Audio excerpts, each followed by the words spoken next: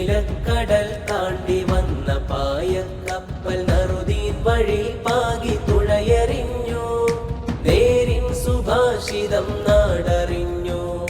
നൂറിന്റെ ചരിതം ഇതാ പിറന്നു. നൂറായി സമസ്ത ഹുദ പടർന്നു. കലിമത്തിൻ പൈതൃ